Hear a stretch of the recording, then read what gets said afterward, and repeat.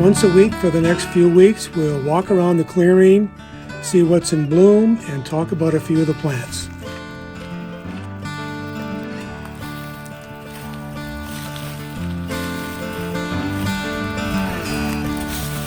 Well, this is Buffaloberry, one of the first shrubs to bloom. It likes sunny areas or right along a sunny edge like this.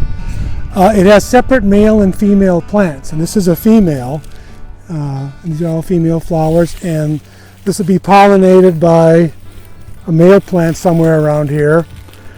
And these flowers on the female plants will produce a small red berry. It looks a little bit like a honeysuckle berry. It ripens early in the summer. It's one of the first plants to produce a ripe fruit, and birds gobble them up within weeks. They're gone because birds that eat berries are looking around by then for something to eat. And this, along with leatherwood, which you'll see in a little while, are the first two shrubs to produce edible fruit for birds. And finally, Buffaloberry gets its common name from the fact that Native Americans would dry the fruits, or dry the berries, and pound them into dried buffalo meat to make pemmican.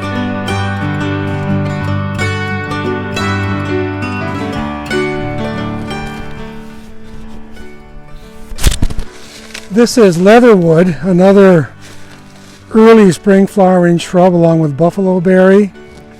It likes a shade beneath the canopy of trees. It's an understory plant. It's in bloom right now. Little yellow, kind of bell-shaped flowers that hang down. Leaves are just starting to come out.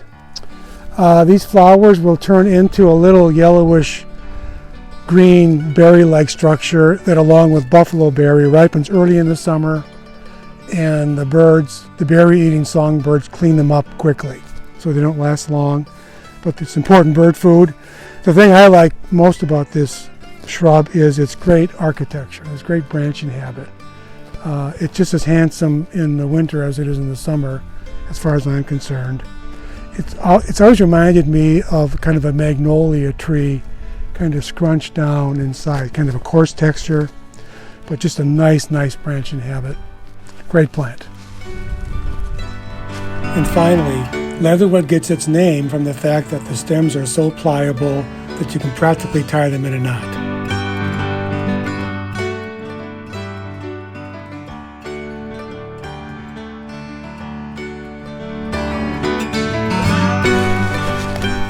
This is Bloodroot, one of the earliest spring flowering plants, woodland wildflowers, beautiful white flowers, yellow center. The white flowers don't often last long if it's warm, maybe just a few days, but we're having a cool spring so far this year, so they're lasting longer. The leaves, which are scalloped along the edge, are kind of wrapped around the stem until they open fully after it's done blooming usually, like right here. It's called bloodroot because if you cut the base of the stem or the rhizome, the underground root-like structure, it bleeds a red sap. But it really is one of the nicest spring flowering plants. It's also a great plant in a garden because even though the flowers just last a little while, the foliage is great for the whole season. It's a wonderful garden plant too.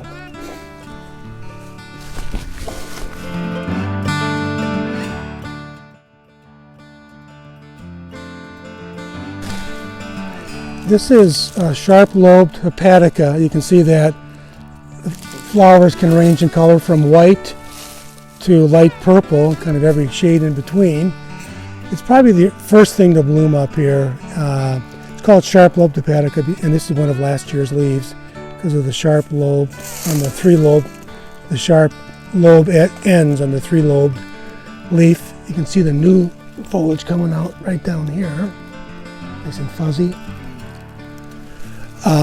It's one of our I think there are 4 native anemones, and first one to bloom of the anemones. And some of the anemones are called windflowers because of their long flower stems that kind of wisp around in the wind. So windflower. But it's, again, first thing to bloom in the woods, often when there's still snow on the ground. And again, the foliage will slowly come out, lose that fuzziness, and turn into that right there. So, sharp-lobed hepatica.